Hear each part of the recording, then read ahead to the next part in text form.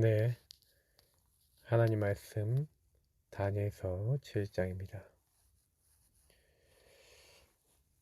제가 성경 원래 다 이렇게 좀 자세히 읽어가면서 메시지를 드리는 편인데, 사정상 그렇게 하시기 못해서 좀 죄송하고요. 여기에서도 또 굉장히 비유가 나오는데, 요 비유가 엄청나게 좀 많은 중요한 내용들이 나옵니다. 네, 자, 23절부터 27절까지 읽도록 하겠습니다. 죄송합니다. 자, 모신 자가 이처럼 이르되 넷째 짐승은 곧 땅의 넷째 나라인데 이는 다른 나라들과는 달라서 온 천하를 삼키고 밟아 부서뜨릴 것이며 그 열 뿔은 그 나라에서 일어날 열 왕이요 그 후에 또 하나가 일어나리니 그는 먼저 있던 자들과 다르고 또 새 왕을 복종시킬 것이며 그가 장차 지극히 높으신 이를 말로 대적하여며 또 지극히 높으신 이의 성도를 괴롭게 할 것이며 그가 또 때와 법을 고치고자 할 것이며 성도들은 그의 손에 붙임받으여 한 때와 두 때와 반 때를 지내리라. 그러나 심판이 시작되면 그는 권세를 빼앗기고 완전히 멸망할 것이요 나라와 권세와 온 천하 나라들의 위세가 지극히 높으신 이의 거룩한 백성에게 붙임바 되리니 그의 나라는 영원한 나라이라. 모든 권세 있는 자들이 다 그를 섬기며 복종하리라. 네. 다니엘서는 묵시록이라고도 이야기를 하는데, 다니엘서 우리가 아시다시피 앞에서 우리가 2장에서 내 나라에 대해서 이제 신상이 나오면서 그 신상에서 설명했던 것처럼 오늘도 또 짐승의 모양으로 큰 내짐승이 나오는데 큰 내짐승이 결국에는 뭡니까? 처음부터 나오는 여기 뭐 첫째는 사자와 같은 데 하면서 독수리 날개가 있다 뭐 이렇게 뭐 또 보니 뭐 다른 짐승 또 둘째는 곰 같은 그리고 뭐 다른 짐승 표범 같은 것이 있고 그래서 여기서 이제 바벨론 그리고 메데 파사 그리고 이제 어 굉장히 빠른 이제 표범 같은 그 날개 넷이 있다. 그래서 이제 이 표범 같은 나라 나중에 나라가 쪼개지죠. 예. 그리고 난 다음에 이제 넷째 짐승 로마를 얘기하는 겁니다. 그러니까 헬라 제국 로마까지 이어지는 그 나라들을 얘기하는데 거기에 보니까 거기에 이제 열 왕 그리고 열 왕 중에 나중에 나오는 뿔 얘기가 나오는데 사실은 이제 뭐 여러 가지 이제 부분들이 나옵니다. 실제로는요 역사적인 어떤 내용들이 계속 좀 반복적으로 많이 나와요. 그래서 그 부분이 도대체 어떤 부분을 가지고 이야기를 할 것인가에 대한 부분들을 이제 조금 생각해 볼 필요성들이 있는데 근데 결국에는요 내 이제 나라들 그러니까 왕조들이죠 왕조들이 좀 일어날 건데 그 왕조들이 일어나서 결국에는 뭘 얘기하는 겁니까 그 것들이 이제 결국에는 굉장한 많은 일들이 있겠지만 네 저는요, 굉장히 중요한, 이제, 오늘 요 말씀에서 좀 깨달으셔야 될 게 뭐냐면, 하나님이 모든 것에 대한 통치와 계획과 주권을 가지고 계시고, 어떤 나라들이 일어날 건지도 하나님이 다 알고 계시고, 그렇다는 겁니다. 그래서 결국에는요, 하나님께서 우리에게 좀 주시고자 하는 게 뭐냐, 그죠? 하나님은 분명히 예언을 하셨어요. 앞으로 나라들이 어떻게 될 것이다. 그리고 이제 로마가 뭐 어떻게 될 것인지에 대한 예언도 사실 있는 겁니다. 이 안에는요. 뭐 여러 가지 이제 어, 이 열불 뭐 이렇게 얘기하는데 결국에는 열불이란 뜻 결국 네 번째 나라인 로마 제국이 열 나라로 갈라질 것이다. 예. 뭐 정확하게 열 부족 국가로 뭐 갈라졌다라고 하는 얘기도 있습니다. 결국에는 이제 로마가 열 나라로 나눠져서 우리가 얘기하는 뭐 프랑크 제국 뭐 이렇게 됐다가 이제 그게 또 이탈리아 우리가 아는 뭐 영국 뭐 이런 나라들로 쭉 갈라지잖아요. 민족별로. 그러니까 유럽 국가들이 좀 나오기 시작한 거죠. 스페인 뭐 이런 나라들이 이제 생겨났으니까요, 실제로. 그 결국에는 많은 이제 나라들이 나눠지고 뭐 이렇게 했는데, 결국에는요, 우리가 이것들을 봤었을 때, 여기서 열불 가운데 출현하는 작은 뿔이 있는데, 이제 작은 뿔이 뭐냐, 뭐 이것이 결국에는 교황이 아니겠냐, 뭐 이런 이제 얘기도 하고 있습니다. 적그리스도로 얘기하는 거죠. 결국에는 이제 이런 부분들을 이제 얘기하면서, 결국 정치적인 세력과 힘을 가지고 앞으로 어떤 일이 일어날 것이다라고 하는 부분들이 대략 어, 예언이 되어 있는데, 근데 여기 보니까 뭐 한때, 두때와 반때 뭐 이런 내용들도 나와요. 뭐 여기서도 이게 굉장히 이거에 대한 신학적인 그리고 역사적인 이런 것들에 대한 해석들이 굉장히 많이 있습니다. 근데 이거에 대해서 제가 좀 설명을 드리려면 굉장히 좀 길어질 것 같아서 좀 이렇게 굉장히 좀 설명을 깊이 드릴 수가 없는 좀 내용들이긴 해요. 근데 저는 이제 요 부분에 대해서 여러분이 좀 신학적으로나 아니면 뭐 예언적으로나 이걸 깊이 알았으면 좋겠냐? 그건 아닙니다. 사실은 오늘 여기 말씀에서 제일 중요한 것은 여기 뭐예요? 심판이 시작된다라고 되어 있습니다. 그는 권세를 빼앗기고 완전히 멸망할 것이다. 결국에는 많은 세상 권력을 갖고 있는, 다시 말해 이 세상 신에게 영향받고 있는 그들은 결국 그 권력을 빼앗기고 무너지게 될 것이고, 나라와 권세와 온 천하의 나라들의 위세가 지극히 높으신 이의 거룩한 백성에게 붙임바 되리니, 결국에는 하나님이 하나님 나라 백성을 통해서 모든 것을 회복하는 그의 나라는 영원한 나라, 하나님 나라가 회복되는 그때가 올 것이다. 모든 권세 있는 자들이 다 그를 섬기며 복종하리라. 저는 이 말씀을 너무나 믿습니다. 그리스도만이 참 주인이요 참 왕이십니다. 여러분과 제가요 해야 될 것은 그리스도, 나의 왕 대신 주인 대신 그리스도를 정말로 섬기고 누리는 겁니다. 하나님께서 원하시는 부분들이 이제 그런 부분들이죠. 그래서 사실은 뭐 다른 것보다 언약과 복음을 더 깊이 우리가 붙잡고 나아가야 되겠고요. 이번 주간에 저는요 굉장히 마음에 많이 담았던 것이 뭐냐면, 성령을 따라 행하는 것이 무엇이냐, 이것을 여러분들이 많이 생각해 보셨으면 좋겠어요. 성령을 따라 행해야 열매 맺어요. 성령이 열매 맺는 사람의 특징이 뭔지 아십니까? 그가 내 안에, 내가 그 안에. 자꾸 이 말이 나옵니다. 주님과 교제가 된다는 거거든요. 주의 말씀을 듣고 주의 말씀을 따라 인도받고 기도하고 질문하고 주님이 원하신 것을 하는 사람들이 성령을 따라 행하는 사람들입니다. 그런 사람들에게 하나님은 열매 맺게 하셨죠. 그래서 우리 삶에서 사실은요, 육의 일을 할 수 있고 영의 일을 할 수 있는데, 육의 일은 반드시 망할 것이지만 영의 것을 하면은 성령의 열매를 맺히게 된다고 성경은 얘기합니다. 근데 사실은요, 우리가 육신의 일들을 너무나 많이 하고 육신의 것이 너무 묶여서 살 때가 많아요. 그럼 왜 육신의 것을 묶입니까? 창세기 3, 60일에 있는 어떤 사람도 여기서 벗어날 수가 없어요. 그래서 우리에겐 그리스도가 필요합니다. 창세기 3장 15절부터 시작한 그리스도 언약 아니고서는 안 되는 거예요. 아까도 나왔잖아요. 많은 나라들, 권세들, 힘들이 있지만 결국 그리스도 앞에서 참 주인이요 참 왕 대신 그리스도 앞에서 굴복할 수밖에 없습니다. 우리의 참 주인이 왕이 정해져 있기 때문에 그래요. 그래서 그 그리스도를 인정하는 사람들은 반드시 승리했습니다. 그걸 알게 한 이는 혈육이 아니라고 성경은 얘기합니다. 예수가 나의 주인이요 그리스도다. 아무나 그렇게 믿고 깨닫는 게 아니죠. 결국에는 하나님께서 뭐 하시는 겁니까? 그 그리스도를 통해서 우리 구원하신 겁니다. 너는 두려워하지 말라. 내가 너를 구속하였고 내가 너를 불렀나니 너는 내 것이라 그랬어요. 그래서 하나님 것이 된 우리를 통해서 하나님 뭐 하시겠다고 했죠? 예, 들어도 듣지 못하고 보아도 보지 못하는 자들을 이끌어내는 자들이 바로 저희들입니다. 그래서 우리는 영안을 열어주고 답을 주는 사람들인 거죠.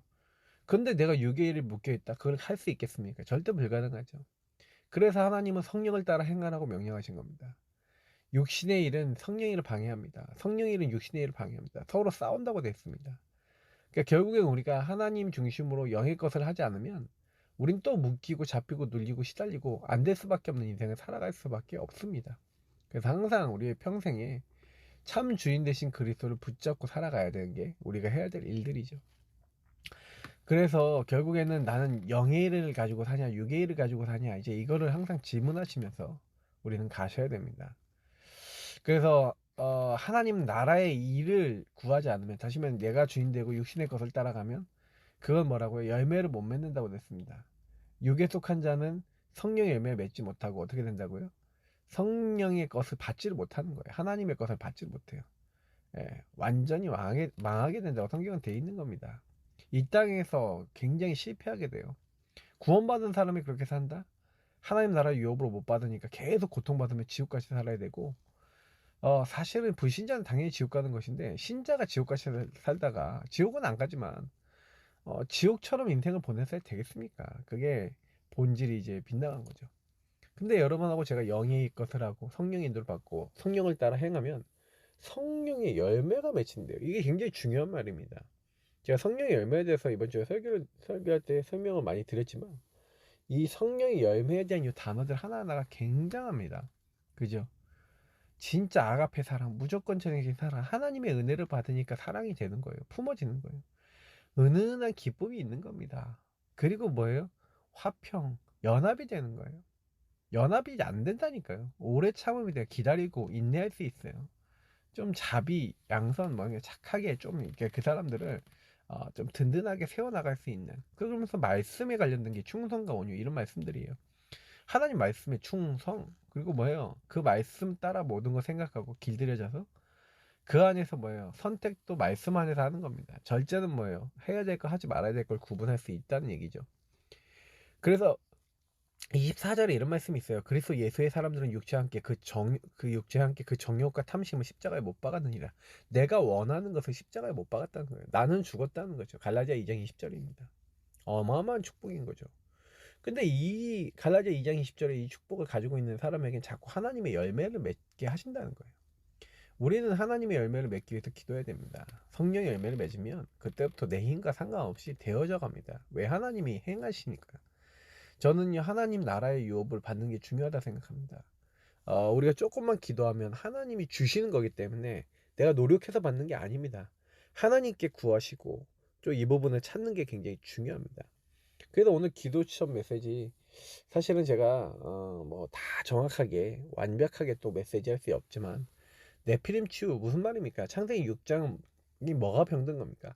하나님 떠난 나중심이 되니까 사람들이 하나님을 생각 안 하고 육신의 것, 물질 것만 생각하는 거예요. 그죠? 그래서 네피림 병에 걸린 겁니다. 우리 어제 이제 메시지에 보니까 내 생각, 내 유익, 내 고집 따라. 그러니까 사실 제일 큰 문제는 뭐냐? 나중심이에요. 나중심이 되니까 나중심에 따라 붙어 버리는 뭐예요? 물질, 성공 중심으로 그냥 가는 겁니다. 육신 중심으로 가버리는 거예요. 이게 사실 신자다운 모습도 아니고 하나님 자녀다운 모습이 아닌데, 구원받은 사람들은 자꾸 자기 주장하면 안 되거든요. 자기 주장한다는 거는 하나님께 안 물어본다는 얘기거든요. 근데 자꾸 싸우고 문제 일어나고 문제 일어나고 자꾸 어떻게 어렵다 저렇다 이런 건 무슨 얘기예요? 내가 주인 된다는 얘기예요. 그죠?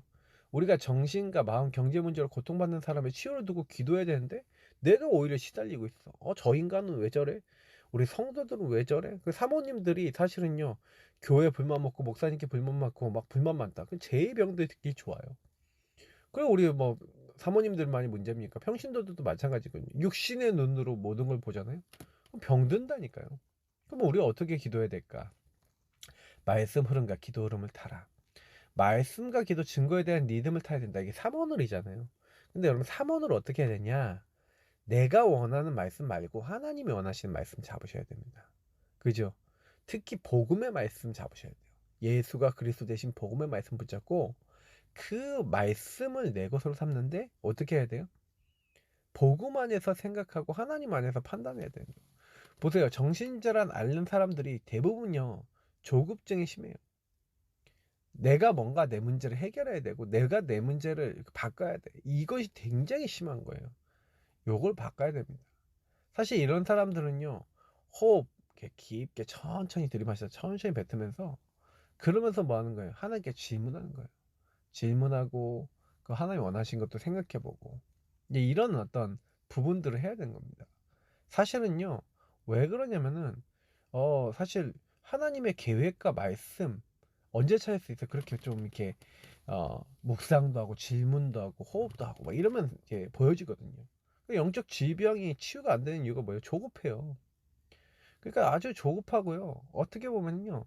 리듬을 못 하는 거죠. 그래서 여러분, 기도가 되어진다 이렇게 하려면요. 사실은요. 24시 하나님 바라볼 수 있는 가장 행복하고 좋은 상태가 돼야 되잖아요.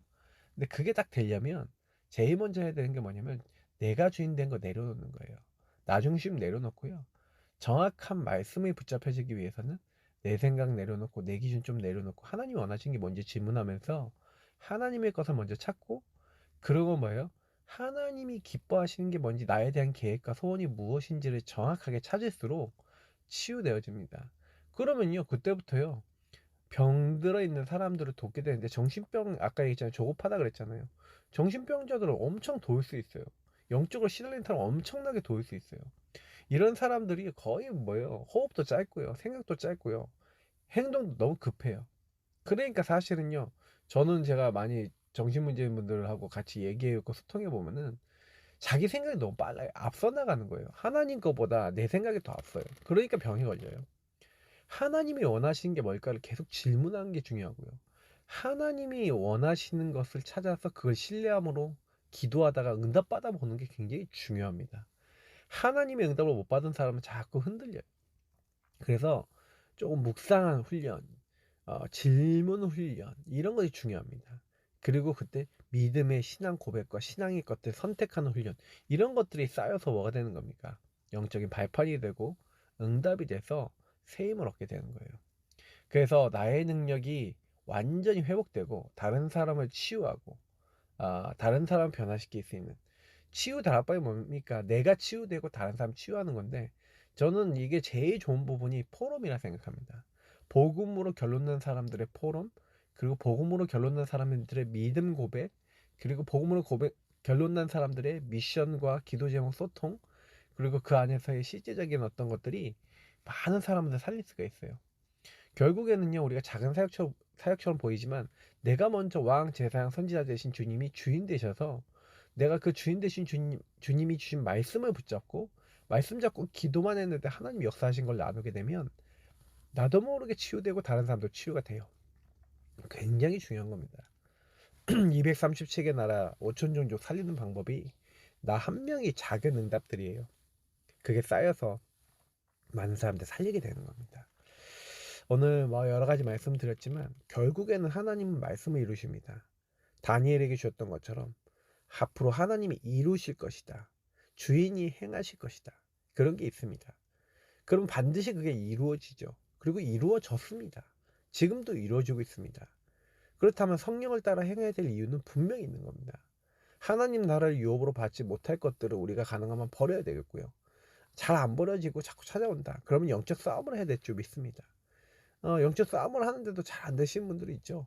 그거는 깊은 문제예요. 그러니까 이거에 대한 하나님이 원하시는 뜻과 계획이 잡힐 때까지 계속 기도해 보세요. 분명히 하나님 답을 주실 겁니다. 중요한 키는 뭐예요? 오늘 말씀처럼 정말로 우리가 네피림에 빠져 있어요. 틀린 것에, 오래된 것에 너무 빠져 있어요. 그러니까 그걸 아시고, 내가 육신과 물질 중심으로 흘러가고 있는 부분들, 정말로 복음보다 앞서 나가고 있는 부분들, 조급한 부분들, 조금 내려놓고 말씀을 따라가고 기도 흐름을 타고 정말 증거 올 수밖에 없는 그 자리에 있는 그 축복을 누리시기를 예수 그리스도 이름으로 축복합니다. 하나님 감사합니다. 우리에게 오늘도 말씀 주시고 기도하게 하심을 감사합니다. 말씀만 따라가게 하옵소서. 날마다 오직 예수 그리스도 되게 하옵소서. 우리가 하는 것이 아니라 우리 안에 계신 그리스도께서 행하시옵소서. 오늘도 주인 되신 주님께 다 맡기고 인도받을 때 나의 수준과 상관없이 되어지는 하나님의 역사를 체험케 하옵소서. 감사하며 살아계신 주 예수 그리스도의 이름으로 기도하옵나이다. 아멘. 네, 감사합니다. 오직 그리스도 깊이 누리시고